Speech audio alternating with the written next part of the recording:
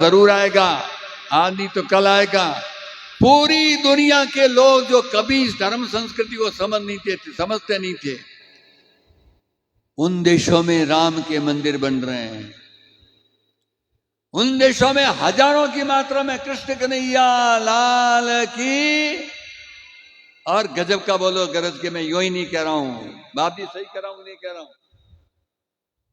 रूस जो धर्म फर्म मानते हैं, क्या कई धर्म वरम फालतू की बातें करो। आज हजारों मंदिर बन रहे हैं, वहां भी बन गए, वहां भी कृष्ण कन्हैया लाल की। दुनिया के हर जगह हो रहा है। और योग ऐसी विद्या है कि उसके कारण से शरीर भी थोड़ा निरोगी रहता है, और शरीर से भी ज्यादा कीमती है मन, वो पवित्र रहता है। मन लपक लपक गणों करे, मन लपक लपक गणों करे। मन को कंट्रोल रखे बिना तुम कभी सुखी नहीं होंगे, चाहे जितना पढ़ाई करो, चाहे जितनी कमाई करो। योग विद्याओं के माध्यम से मन स्थिर होता है, मन शांत होता है, मन प्रसन्न होता है। और सारी दुनिया में आपके जो पढ़े लिखे, अगर आप पढ़े लिखे नहीं हो तो आपके बेटे आपके पोते जो पढ़ाई कर रहे हैं उनको पूछना, बेटा आज एक बाप जी ने करने कोई दादी वालों एक आगियो, वो कि दुनिया पूरी आज की तारीख में योग, और योग की शुरुआत होती है ओम से। मैंने यूं ही नहीं करवाई आपसे, ओम ये अद्वितीय प्रभु का एक बिल्कुल स्पंदन है, और इसीलिए ओम बुलवाया। दुनिया सारी बोल रही है। दुनिया जो मानती नहीं थी, वो दुनिया आपके चरणों में नतमस्तक हो रही है। आज से 40 साल पहले मैं कॉलेज में पढ़ता था, उन दिनों में ऐसे संत दुनिया में भी कभी कभी प्रवचन में गए तो दुनिया ने उनकी मजाक उड़ाई, दुनिया ने उनका अपमान किया था। आज उन्हीं संतों को, उनके शिष्यों को सारी दुनिया चरण पकड़ पकड़ के पूज रही है। प्रभुपाद नाम सुना होगा, अब वो विभूति चली गई। मैं जिन दिनों में प्रचारक के नाते समाज सेवा के आपके दर्शन के लिए निकला हूं, उन्हीं दिनों में वो निकले थे। उन्होंने कहा दुनिया को अगर सुखी करना है तो भक्ति का मार्ग सही है, और दुनिया में भी सब जगह होना चाहिए, भेदभाव नहीं करना। अपन कृष्ण भक्ति लेकर के प्रभुपाद गए थे अमेरिका में, रूस में, इंग्लैंड में, उसका बहुत अपमान हुआ था, महाराज का भी अपमान हुआ था। लेकिन संत अपना मान अपमान नहीं देखते, संत भेदभाव कोई नहीं करते, तो खुद में भी नहीं करते। वो सत्य को लेकर के चलते रहे चलते रहे चलते रहे। प्रारंभ के वर्षों तक उनका बहुत अपमान हुआ, लेकिन नहीं दबे, नहीं झुके, नहीं रुके, तो आज दुनिया में उसी प्रभुपाद के शिष्यों ने पूरे विश्व की धरती को बिल्कुल प्रभावित कर रखा है। जगह जगह वहां भी जय श्री कृष्णा हो रहा है। विदेशी माताएं, विदेशी लड़कियां भी जय श्री कृष्णा कर रही है। ये दुनिया में क्या हो रहा है? हमें इससे कोई मतलब नहीं कि दुनिया क्या करे, लेकिन इससे मतलब जरूर है कि सब सुखी रहे। हम किसी को दुखी देखना नहीं चाहते, और इसीलिए दुनिया में भी अगर वो लाइन पर आ रहे हैं तो हमको आनंद आता है। दुनिया को धन्यवाद देंगे कि नहीं देंगे? तो जोर से बोलिए जय श्री राम। दुनिया ने धन्यवाद देवा, पण घर का टाबरा ने भूलो तो कोनी। आपना टाबर पढ़ाई कितनी भी करो, घर की भक्ति, भक्ति का प्रवाह। अभी मैं बंबई गया, बंबई में एक इसी प्रकार की विभूति है, वो रोज प्रवचन कर रही है। उन्होंने एक दिन कहा कि दिन में ये जो यंग लोग हैं, अच्छे पढ़े लिखे हैं जो लोग हैं, जो अपने अलग अलग डिपार्टमेंट में काम कर रहे हैं, ये दिन में नहीं आ सकते। तो उन्होंने 2 प्रवचन कर दिए। उनके आयोजन का, महाराज जी आपकी आयु भी बड़ी है, 2 बार प्रवचन करोगे तो आखिर जोर पड़ता है बुद्धि पर भी, शरीर पर भी आपको। ओके, कोई चिंता मत करो, मेरी प्रभु की भक्ति में कोई जोर नहीं पड़ता, मेरे आनंद के हिलोरे आते हैं।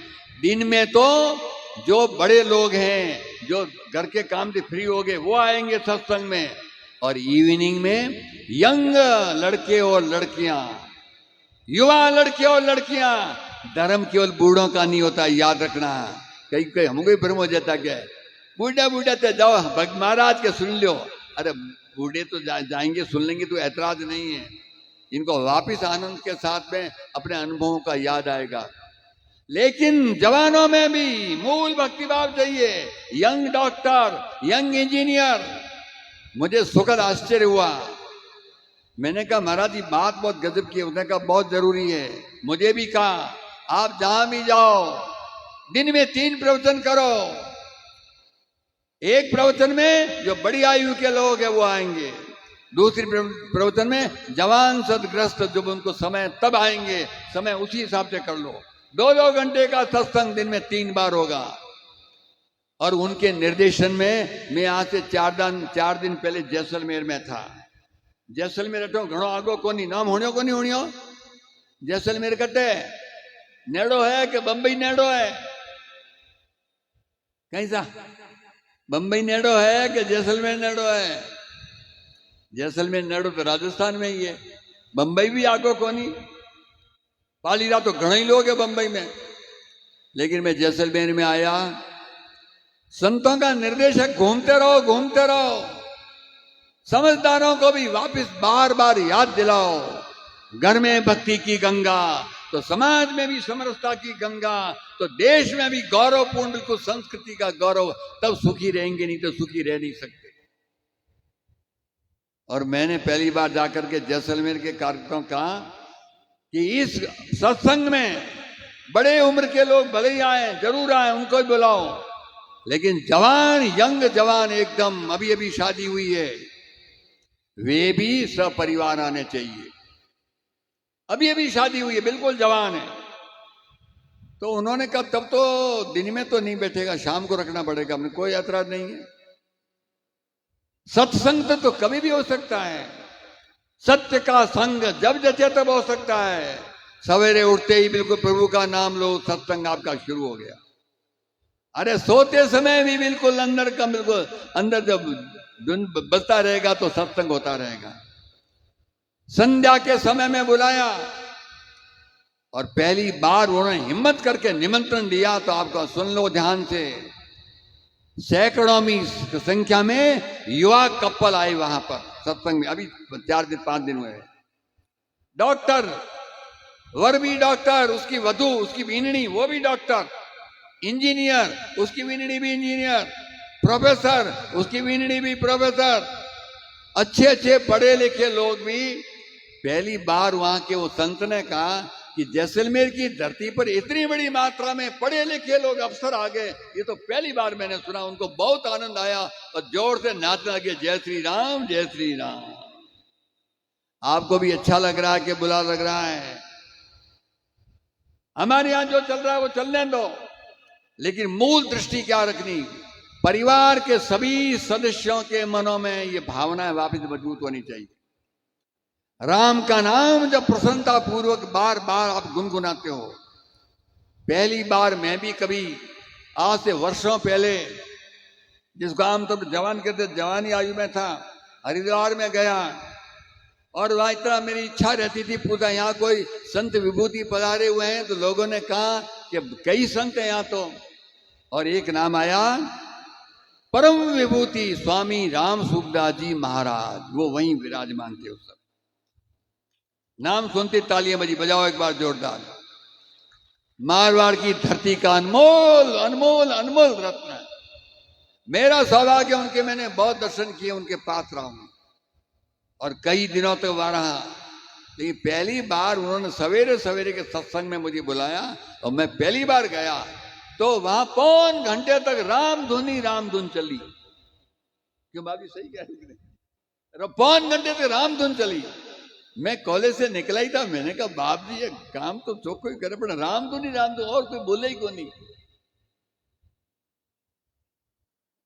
मैंने एक संत को कहा कि यहां आज कोई प्रवचन नहीं हुआ कि सवेरे प्रवचन नहीं होगा, दिन में होगा प्रवचन। सवेरे सवेरे ब्रह्म मुहूर्त में केवल राम धुन, ईश्वरीय धुन उस तरंग में बहो तो सही। मुझे कहा कि तुम पढ़े लिखे हो इसलिए भी तुम्हारी खोपड़ी में आ रही बातें, तुम 3 दिन ये करके देखो। और मैं 3 दिन लगातार आया तो चौथे दिन अपने आप ही आ गई, हमारी टांगा उठी गई पाछी। और मैं भी मस्त होकर राम राम राम राम राम राम राम राम राम राम राम राम, तो एकदम मस्त हो गया। तब मुझे ध्यान में आया प्रभु का नाम यों भी आनंदकारी होता है, प्रेरणा देता है, लेकिन प्रभु का नाम जब धुन से गाते हैं तो अपने रोम रोम में भक्ति का ऐसा प्रभाव होगा। आप चिंता मत करिए, टाबर माने कोरी वो टाबर सब मान जाएंगे।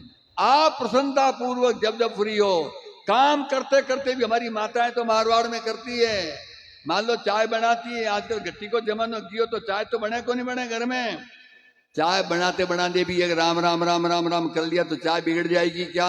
माताएं बोलो, राम का नाम लेके चाय बनाओ तो बिगड़ेगी कि सुधरेगी? अरे चाय में भी राम का आ जाएगा, चिंता मत करो आप। कोई भी घर का काम करते समय भी राम की धुन, प्रभु की धुन, हरि की धुन, जचे जो धुन, और इसीलिए बीच बीच भी करवाते भी हैं। आप सुन भी